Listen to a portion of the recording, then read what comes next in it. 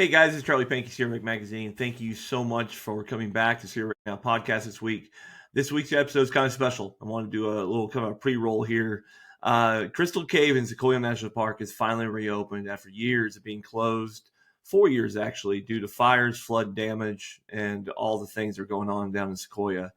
We're bringing an exclusive insider look today. My guest is Pani Schauffler from Mountain Trekking Adventures. He's a local guide that we've had on the show before. He's a Three Rivers native and local guide in Sequoia National Park, so knows the area very well since a child. He was one of the first people invited to see the cave before it opened to public a few weeks back. And so you're going to hear what makes Crystal Cave so unique, what you need to know before visiting, how to plan for an unforgettable day in Sequoia if you're going to go. Plus, he's another expert on Kings Canyon, so we're going to dive into Kings Canyon and even do a full 5-day tour of the Western Sierra if you want to cover Sequoia, Kings Canyon, and Yosemite National Park. It's all in this episode. You don't want to miss it. Stay tuned here. Pani's a great guest, fun interview. And I think you'll enjoy the insights from a local expert. Have a great day, and hope you enjoy the episode. Well, hey, everyone. Welcome back to another episode of Sierra Right Now podcast, where we explore trails, stories, and hidden gems of the Sierra Nevada. I'm your host, Charlie Pankey, and today we're about to do something really special, and we got it lined up for you.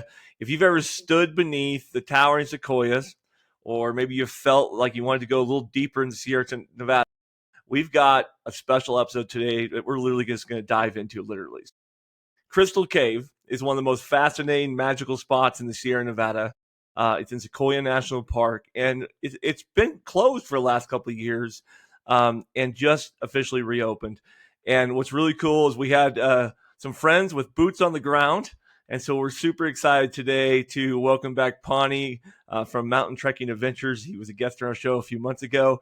And Pani, you were live at the grand opening of the Crystal Cave. We can't wait to talk to you. How you doing today, bud? I'm doing fantastic. Thank you very much. Happy to be here. Very good. How's life been? It's been a few months since we spoke, and I've seen you up doing waterfall hikes and tree hikes already. Life's good being a tour guide in Sequoia National Park, I assume.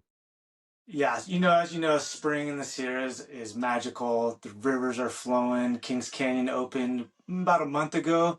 So I just get down there as much as I can. And all the parts of the park are open. So it's fantastic. Very good. So before we jump into Crystal Cave, let's assume maybe some listeners did not see our last show together, which was a great show. I'll link it down below. You guys should watch it. Had some great local tips, Sequoia. Why don't you tell everybody real quick who you are, about your Mountain Trekking Adventures company real quick, so we can kind of get that out of the way and people know why you're an expert at this particular region anyways. All right. My name is Pani Schauffler. I run Mountain Trekking Adventures. It's a local-based tour company, adventure company, out of Three Rivers, California, which is right at the entrance of Sequoia and Kings Canyon National Parks. So I grew up here, spent my whole life exploring here. And within the last couple of years, with the suggestion and nudging from my friends and family, they got me to start the adventure company, something I've dreamed about forever, and it's been a blast. It's just tons of fun, and I love taking new people out. I love taking locals out. We just always have a good time. That's fantastic. Well, last time, Bonnie, you and I met, we talked about the southern section of Sequoia National Park, the section that is, less visited. It's a little harder to get to. It's got some amazing different elements that people kind of miss a lot of times Sequoia National Park. And correct me if I'm wrong, but that's where Crystal Cave is located, correct? Down that road? We have a special side road off of the General's Highway where you can find Crystal Cave. And as you kind of brushed on earlier, it's been closed for 4 years.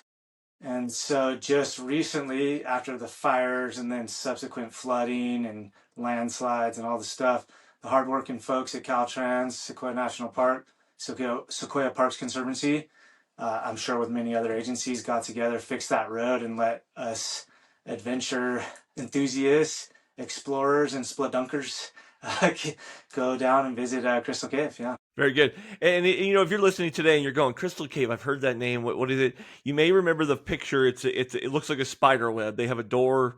It's very famous. We all use it in media. It's the Crystal Cave with this big spider web opening door. And so that's kind of where we're at today. Pawnee, it had to be pretty awesome to be invited as part of the media crew that got to go to the grand opening, if you will, kickoff to the cave. Maybe you can just take us through that day, what it was like to, you've probably been there many times before in the past, but to be there for an event that said, hey, we're reopened, maybe they've done some changes you want to kind of announce to the people. Well, interestingly enough, I went when I was a kid. Okay. Wasn't overly impressed with it at the time, just because I was a kid. I don't know, different experience. So I hadn't been in decades. Wow, And so when great. I got the invite from the Sequoia Parks Conservancy to come and to early opening one day before the public and with the media, and I was thrilled. So I didn't know what to expect, but as soon as I got there, just even the drive down there was awesome. A lot of burnt trees, but the road is a little beat up still, but any vehicle can make it down there. I'd say just go slow. And I was just thrilled to be there. We had the superintendent of the parks, Sequoia Kings Canyon National Park, Clay Jordan was there. We had the CEO of Sequoia Parks Conservancy, along with many board members and administration were there, as well as local media and not so local media. So we got there and they had these beautiful brochures for us, and they gave a very spirited intro lecture talking about what they had to do to get it back open. And we were, the media and I and everybody there were kind of just so antsy and so excited to get down there. We had a super special tour guide. He's a naturalist who's been working there for decades, and he was just fantastic. And so let's see, we had an opening talk, and then he brought us down. The walk down to Crystal Cave is about a half a mile, and it's almost paved. It's compacted decomposed granite. It's a really nice trail, but it's a bit steep. So on the way down, you can go down quite easily. Beautiful views, and then what I had totally forgotten is there's these tremendous waterfalls right before the cave. So we're learning all these cool things as we walk down. And there's a solution we walked in first. We put our feet in this hydrogen peroxide-like solution to help Really? prevent something called white nose. It's a fungus that can affect bats. And Okay. so, yeah, well, I guess it get tracked in on shoes. So we all kind of dipped our feet in and we walked down. I didn't even think it doesn't smell or anything, but it was something neat. And we got down there and we had a cool moment with the park superintendent and the CEO of Sequoia Parks Conservancy opening that spider gate you were talking about. Yeah. And then we got a really special tour, and right away I realized, oh my God, this place is spectacular. What I've been missing out. What have I been thinking? Why have I not just, when it was closed, I thought, wow, I really missed out. I got to get back there someday. But then when I got the invite and got down there and actually went inside the cave, unbelievable. Unbelievable, right? Yeah. As a kid in Central Oregon, we used to go lava tubing. So, lava tubes were remnant caves from the old lava days, right? So, been plenty of caves with them, stalagmites, but mostly just some rough surfaces and stuff like that. But I've never been in a cave like the Crystal Cave or some of the other ones on the Western Sierra that have that really cool stalagnite. Am I saying that right? Stalagmite? Yeah. There's stalactites, Yeah, stalagmites, so there's all kinds, yeah. yeah. And some of the old features in there. Maybe you can kind of visualize and help a guest understand what it is to be in a large cave that's walkable that has some of these cool earth features you never see. Well, yeah, so the cave was, as I learned recently, was created over millions of years of water flow. And so actually the cave is made out of marble. Oh, is it So it's, really? yeah, the whole thing is marble, which just blew my mind. And so the marble's a little softer than some of the rock around it, so it kind of etches away. And you can see there's streams going through the cave, which incidentally, the cave has 3 miles of passages.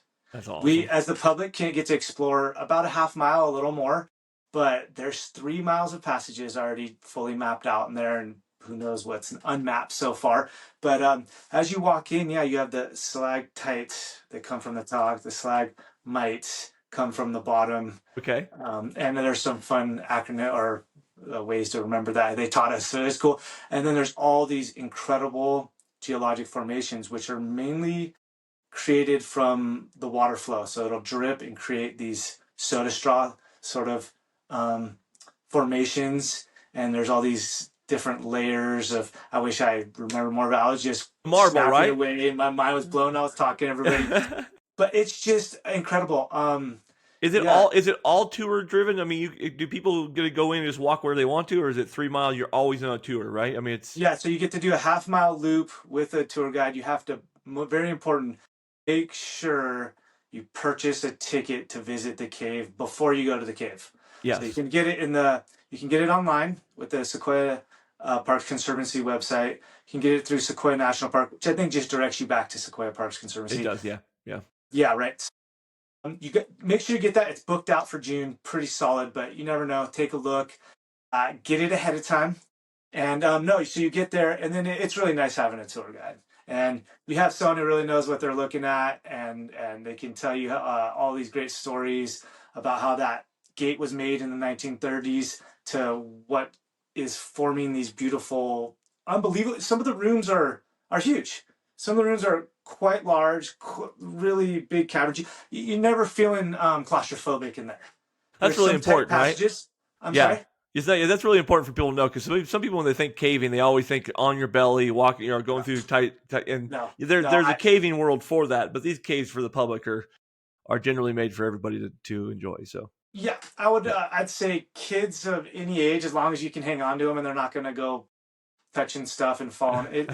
It's a really safe thing. You can make it really fun for kids, and then all the way through, anybody can pretty much do as long as you just go slow. It's a half mile to get down. It's a half mile loop once you're inside. There's a couple little like just not you're not allowed to bring backpacks in because they don't want you bonking into stuff and knocking stuff off. Um, but really, there's no spiders in there. There's no bats. They say you're lucky if you see one bat. It's not like this creepy, icky kind of slimy. There's no smell, which really surprised me. It doesn't smell like anything. You just hear water running in some places. One really neat part is we got to the biggest cavern, and the guide said, "Okay, you guys, let's turn off all our electronics. Let's sit down or get in a comfortable place." And he turned off the lights, and we were all quiet for a few minutes. And cool. it's pitch black. You don't hear anything. It was a really neat experience. Neat, That very was cool. fun. So Yeah. let's talk about that. Let's talk about people. We know how to get tickets now. Got to get your ticket ahead of time. What else do they need to know for gear wise? Caves can be a little cooler, so Oh maybe yeah. you got some tips for what you thought. Your experience, what you would plan to bring a guest. What kind of gear would they need to bring? Well, that's a fantastic question because actually it's at a mid when you actually get to the trailhead of Crystal Cave, it's at a mid elevation in the park. It's going to be pretty warm all summer, and as long as the cave's open, it's going to be warm. So you're going to think, okay, shirt, tank top, shorts, flip flops, but really, like you mentioned, in the cave it stays a constant 50 degrees. So it's a bit chilly. So I would recommend you can bring down a light backpack with water and a few things, and you leave it outside the cave when you go in. No, nothing valuable or anything, but you want to bring some water down there just for the hike and enjoy your time. And then once you're in the cave, I don't think you're allowed water, no flash photography, but you can certainly, they have beautiful lighting in there. And if you just stand still with your camera, you can get great shots. Um, and yeah, a light sweater once you're in there. And then you want to shed that when you come out. You can throw it in your pack, tie it around your waist or something. But you don't need any fancy shoes or anything. Trekking poles aren't allowed inside the cave, and I don't. Maybe coming back up, you could have your poles kind of help you, or go down a little bit. It's a little steep, but not. You don't need to bring a whole lot. No. Okay, great. So, really they're trying to protect the cave on your visits and stuff. So you can experience that. Love the idea of leave your valuables in your car and don't take them down trailhead and just leave them open like that. So, and obviously now that region of the park, the special road that you go down to, are there other attractions on the road for people to park and do while they're out there? Or is this kind of a drive in, get this experience and then go back out into the park for the rest of your day? Another super duper question, Charlie. Yeah, that's great. There's a bridge you can stop at and see the marble fork of the, I guess Kuya, the marble fork comes in. You can drive over that. That's really pretty. Some people fish there, I guess. But as far as attractions or sequoias, there's sequoias right when you turn off. But the fire kind of ripped through there 4 years ago, so there's a lot of burnt trees. I don't believe there was much of in the way of trails or attractions other than getting down. And just so everybody knows, once you get to that turnoff, it's about a 20 to 25-minute drive. And as I understand it, traffic's backing up right now. So it's one of the main, of course, the General Sherman, you want to get there kind of early, but with Crystal Cave, plan it out, get your ticket ahead of time, give yourself a little extra time to get down there. The drive's pretty, and the trailhead at Crystal Cave is a nice parking lot, and there's restrooms there. Another thing, yeah, there's restrooms at the top before you walk down to the cave. You use those restrooms, and then down at the bottom there aren't any restrooms. So Gotcha. get Okay. everything done. Yeah. Yeah. So this is an attraction, right, folks? So you're going to Sequoia National Park. It's wide open. There's so many things to do. You got Kings Canyon, Sequoia, all the groves to walk, the meadows to see. We've talked about trying to see wildlife. You're going backpacking. Lots to do in these two parks. So Crystal Cave would be an attraction. You're going to pay for an extra thing, be like rafting down the Merced in Yosemite, or something like that, or going stargazing in an event in Death Valley, right? So it's a paid attraction that you're going to go to. So you're going to have a different type of experience. So Pani, maybe with your local knowledge, let's talk about a day itinerary if Crystal Cave is part of your itinerary today. So, some of the family's going to come. They have one day. They've got tickets to Crystal Cave, and they're going to hit that early. You've already talked about it. Let's get that done early. What's the length of that experience going to be time wise, and then what would be a really good rest of your day itinerary for Sequoia? Yeah, great. So ideally, I've noticed with most people, including my family and stuff, is no one really wants to do anything on the way home. You finish your thing, and when you're driving home, no one really. So I'd recommend, yeah, it's on the way up, Crystal Cave. If you can do it first thing in the morning, that's great. Or you leave it to the last because it's not close to really the Tokopah Falls, Moro, General Sherman area. Okay, Those good. big three are really within a few miles of each other. Crystal Cave is only a few miles from that as well, but it's down the hill a little bit. But from the time you turn off the general highway, Highway 198, to Crystal Cave to the time you come back around, I'd give yourself 3 hours. It takes about half hour, 20 minutes to half hour to get down to the trailhead. That's if you lined up all your timings perfect. Exactly And right. then it takes, they say it's about a 2 hour round trip from the parking lot. If you have everything timed nicely, you walk down, it takes 20 minutes or so. You do your tour, and then however long at your own pace, give yourself a few hours. So let's say 4 hours a day. So they got, from the time they turn off, there's a 4 hour window that you're doing Crystal Cave, right? That's pretty good, right? Because then you got some players. So get out of the Crystal Cave, whether they've done it last or first. That could leave. So you usually see somebody there 4 to 5 hours when they're in national parks. I think average visits to national parks are about 8 hours, 9 hours. So from there, what would be your next advice for making sure they conquer the day? I love that coffee of the day. I would head straight to the Sherman. It's just the next busiest spot. So I'd go over and head to the Sherman. So that's either your first stop if you're doing Crystal Cave at the end, or next stop ideally is get to the Sherman while you can. It's a relatively shaded hike. There's some sun on it, but there's a lot of shade, so it's a good midday thing. And that you can do if you just see the Sherman, you can do it in less than an hour. It's a 0.6 of a mile down to the Sherman. It's all paved. There's some stairs. You can come back.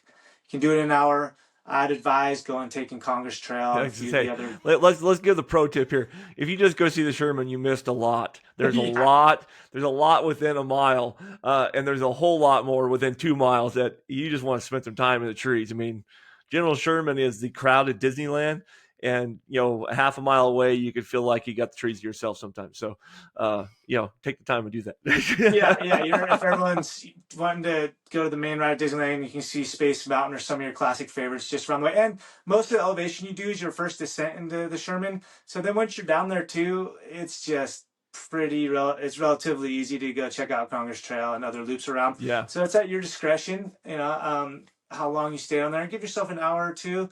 And then I would go hit up Tokopah Falls, which is just a mile or two down the road from the parking lot of the Sherman.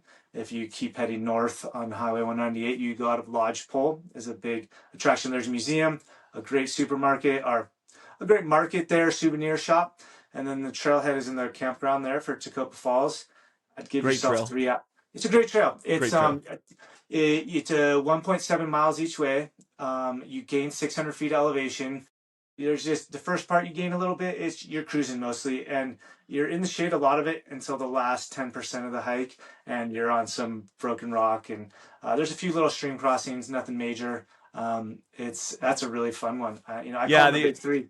so it's one of my highlights when my last trip there. We did that for the first time.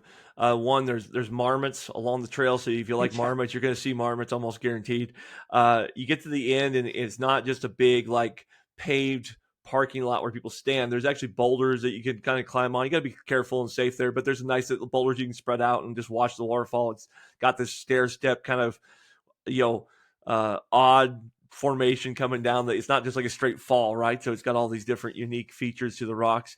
And then this is my little pro tip: if you like a hot summer day in Sequoia, you take your swim, wear your swim trunks, because on the way back you can just take a nice little swim in a cold creek. There's some great swimming holes right there right after the camp, between the campground, maybe the first mile. There's some great pull off or swimming holes. yeah, you can find Insider tip, totally. insider tip there. Yeah. Oh yeah.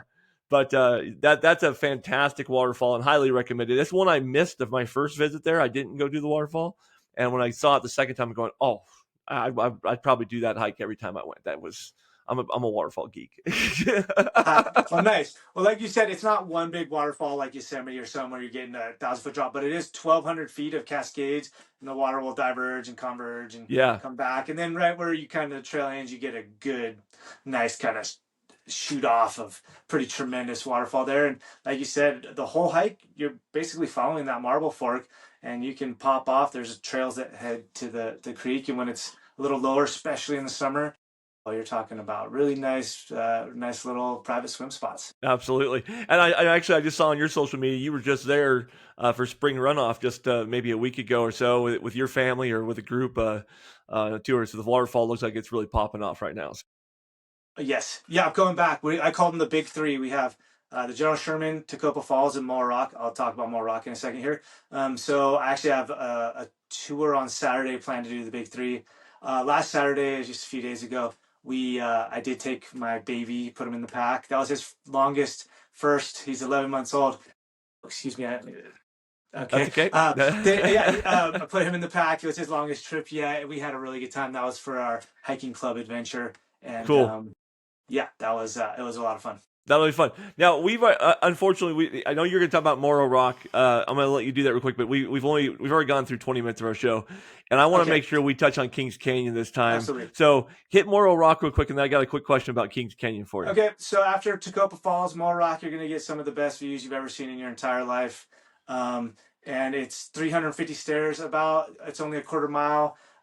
Give yourself, you can do the whole thing in an hour or less. You're just going to see 360 views of the Sierras and the Central Valley. It's fantastic. Yeah. Leave it for last because golden hour up there is unbelievable. Yeah, and I'm going to put a link down of our last show because I gave an insider tip of how I would take this whole route through that. It's my recommendation. I'll make you watch the show, but I have a recommendation for doing this in kind of reverse of what Pani just recommended. But it's a different route. You have to hike more, but you're going to see a lot. So, Yes. so Pani, we didn't get to talk about Kings Canyon last time very much, and Kings Canyon is such a diamond in the rough, if you will, for the Sierra Nevada. When we talk about finding things that you just don't get to see, it really took me back driving down Kings Canyon to the road's end. The steep, beautiful canyon, the different colored rocks you come into, but there are so many things down that canyon, including another set of caves that you can go to, waterfalls that are literally right off the road, John Muir Point or Muir Point there, the river.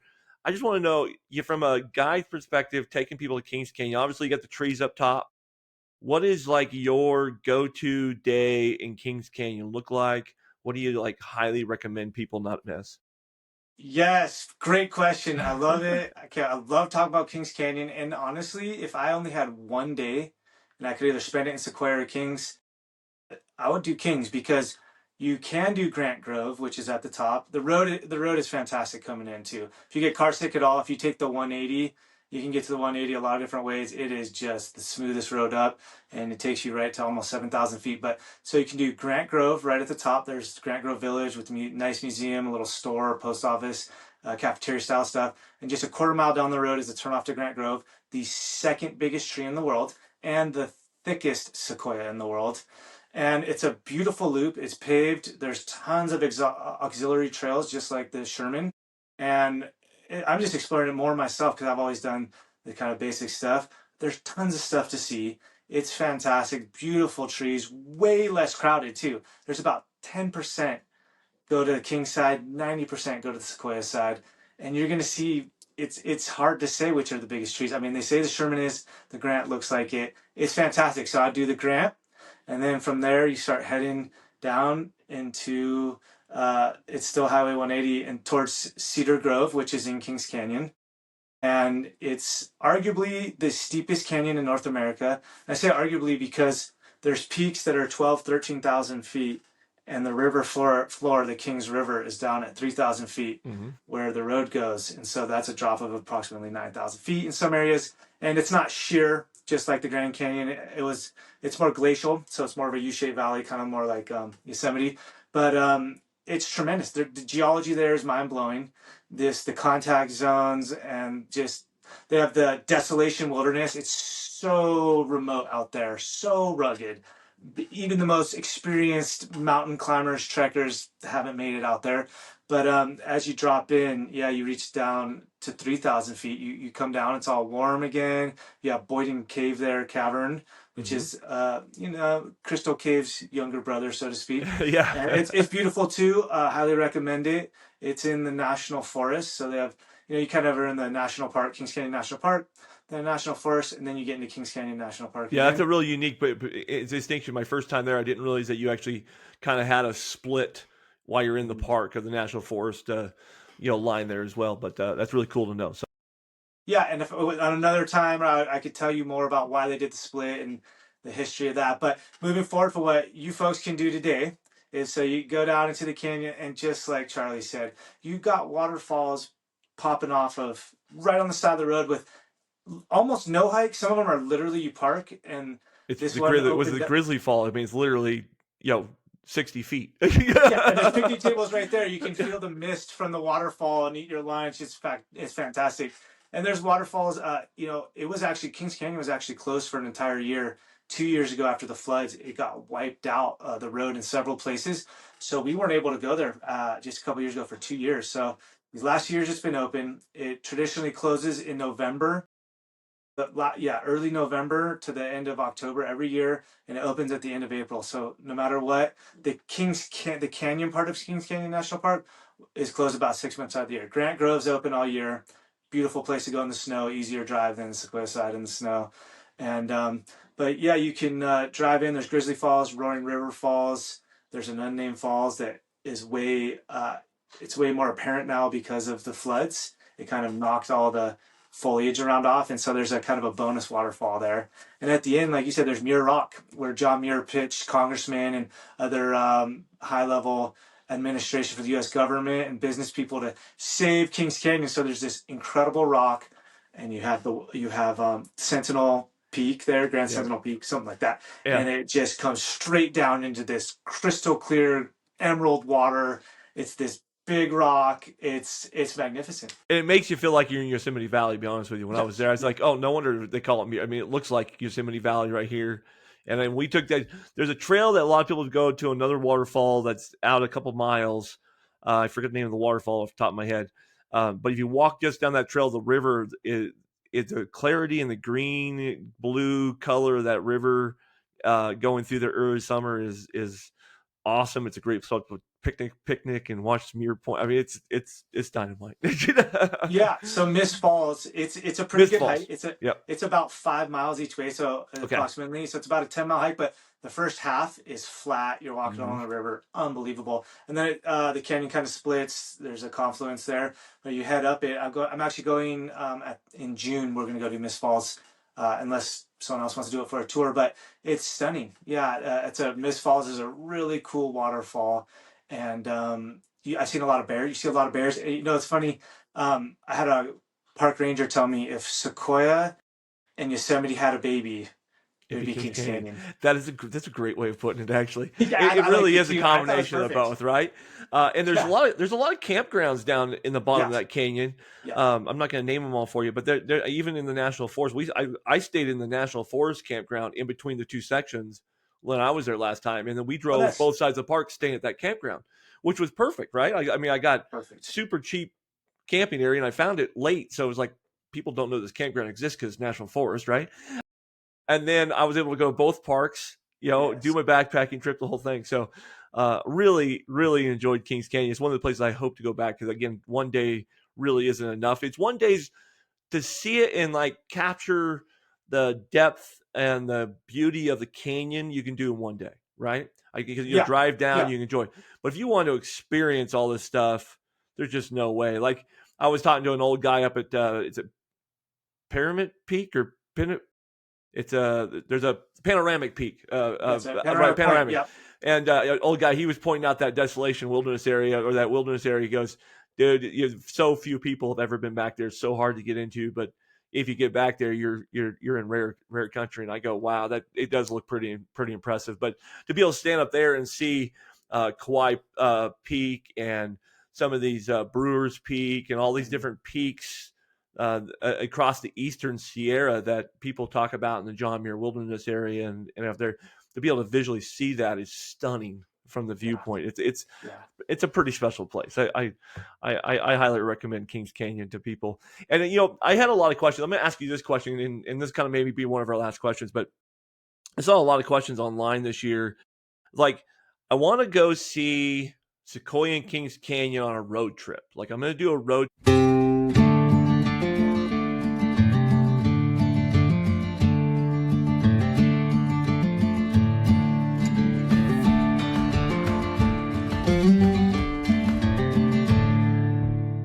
trip up from Los Angeles, Fresno, come in from the Fresno area maybe.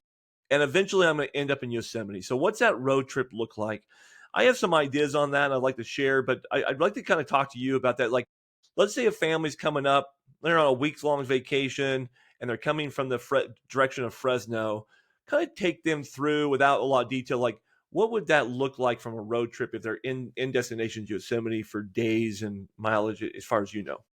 I'm sorry. So you say they're going to go to Yosemite after, Yeah, it'd be or like, yeah, you start in Fresno, they're gonna hit Sequoia, gonna hit Kings Canyon, maybe Bass Lake, Yosemite. If you don't know, I got some ideas for that part if you want, but okay? kind of walk them through, like, do they need 2 days to do that, 3 days to do that? What's your thoughts on that?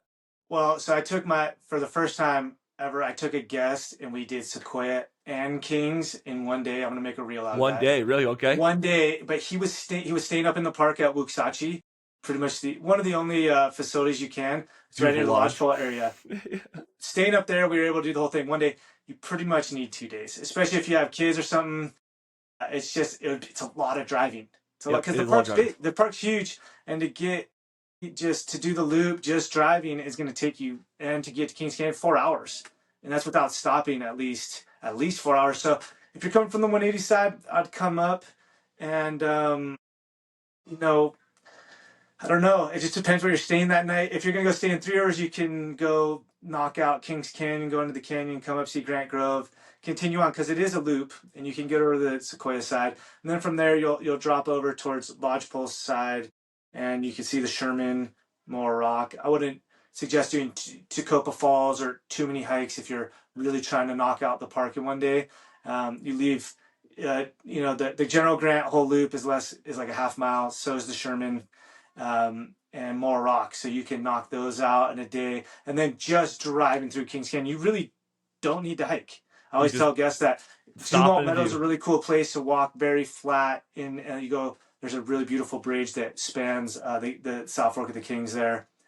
You could do just really short hikes, see the waterfalls, see Mirror Rock, turn around, and just if you're going to Kings Canyon to wait to see one thing, you're missing the point. The whole part of it is the whole drive. Yeah. That's the destination. So let me give you here's my pro tip, folks. I'm gonna take over here real quick. And Pani, you Thank can you. speak up, I didn't okay? do a good job. Because my wife and I did this trip a couple years ago, and here's what I would do, and here's what I would do differently. Okay, so we came in from the Fresno side, the south side actually, and came into Three Rivers late in the afternoon, and got us a place to stay in Three Rivers. Lots of vacation rental opportunities in Three Rivers. It's a great place right on the river, and then we got there about 5 o'clock in the evening, checked in, and then we drove up to Hospital Rock for the evening, saw Hospital Rock, all the Indian artifacts, walked back to Paradise Falls, looking for bears, the whole 9 yards, had a nice dinner in town. Next morning, up super early. And what we did was we went Sequoia National Park, and we did Sherman and we did Moro Rock.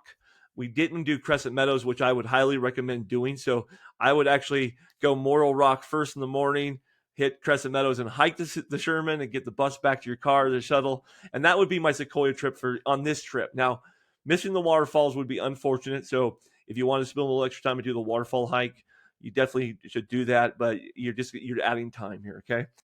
Now, well, that was one day for us. So we went out of the park on the north side, and we stayed at a little joint called, I don't want to call it Gina's Place, right? Little roadside European place, has meals there, little teeny small quaint European rooms, right? But there's VRBOs right outside the park, right? I would camp in the park if you could, and there's a great campground in the national forest in Kings Canyon, right past the Grants Grove. But the next day, come into the park, do Kings Canyon. You can stop at the Grove if you want. I'd go Panoramic Point. I drive down the canyon, stop multiple times along the river, Grizzly Falls, go all the way to the end, and definitely walk the Muir Loop in the meadow there. Spend some time in the river, and then I would drive out, and then I would drive. This is the long part. At the end of the day, I would drive. There's a back road that goes to Bass Lake. Try to find a spot near Bass Lake, or no, take that back. I'd go to Shaver Lake. So take the back road to Shaver Lake, stay in Shaver Lake for the night. Great community too. You aren't going to spend much time at Shaver Lake. It's really get there, have breakfast in the morning, come up, and you're going to drive through Bass Lake. There's a route to Bass Lake. You can look this on the map. Bass Lake into the southern interest of Wawona and in Yosemite. And then you can decide how you want to do Yosemite. I would stop in Wawona. I'd catch the valley, obviously, and find whatever hike that is of your day, maybe Glacier Point, whatever it is. So if you want more details, leave me a comment down below. I'll send you some links on that trip for myself. It was phenomenal, but that's how I would do that. And I would do that in one day Sequoia, one day Kings Canyon to Shaver, and then Shaver into Yosemite, and then one more day in Yosemite, come out on Sonora on the other side, stay in Sonora for the night and go home. So probably a 5-day trip. 4-day trip can be packed in. My wife and I did it in 3, and there was way too much stuff that we missed, and we drove a lot. So I'm just telling you right now, but I drive. So I would do 4 minimum, 5 would be comfortable, 6 would be fantastic, and that would be kind of your trip. But that's kind of how we came in, and you could do it backwards too. It's really just a matter of how much time you want to spend in the park. I would suggest finding 2 things in each park. You go, I can't miss those 2 things. Make sure you put those on your list, and then add things as you want. You're driving to schedules. Again, we'll go through. We're going to do this one more time. 3 rivers to Kings Canyon, to Shaver Lake, to Bass Lake, to Wawona, into Yosemite Valley, back out to Sonora. That would be the loop I suggest. So I don't know if you'd add anything to Pani, but That's fantastic. Yeah. I'm impressed. No, that you nailed it. That's an ideal day trip. Yeah. Trip. So 3 national parks. Awesome. And the day in the 3 rivers, you want to add something extra. You just like to drive and like to go see something cool. You can go up to the it's the 100 trees, 100 the Trail of 100 Giants up on the what's the name of that highway? That highway is called the Great Divide, the Western Divide Highway. The Great Western Divide Highway is called the Trail of 100 Giants, and then come down the 3 rivers. That was how we did it. We came up from Kernville, so. Anyways, folks, that we've gone long on you today because I knew I was going to be excited about talking to Crystal Cave and Pani. Pani, I know you have reservations available for summer still coming up for your adventures. So if they want to do an adventure tour for Sequoia or Kings Canyon, you just want to go, how do I do it best? Hire somebody like Pani who knows the area, who can get you through these things, get you to some of the best spots to visually see. Our last show, he highlights a few more of those. So we're going to put that link in the last show down below. Take a look at it, listen to it. Before you get planning. And as always, we're here to get free information out to you. So, look us up, give us some questions down below. We'd love to answer them for you. I'll get you in contact with Pani as well. So, Pani, thank you so much for being our guest the second time on our show and going to the Crystal Cave and kind of sharing that experience with our readers. And for our listeners and viewers out there, please like and share if you like this. Tell your friends about us. We're a weekly show. We're talking about adventures, trails, stories in the Sierra. Every week, it is all about just helping you find the most unique, awesome trip you can. Hope your next trip to the Sierra is your best. Have a great day wherever you're at. Be blessed. Thank you.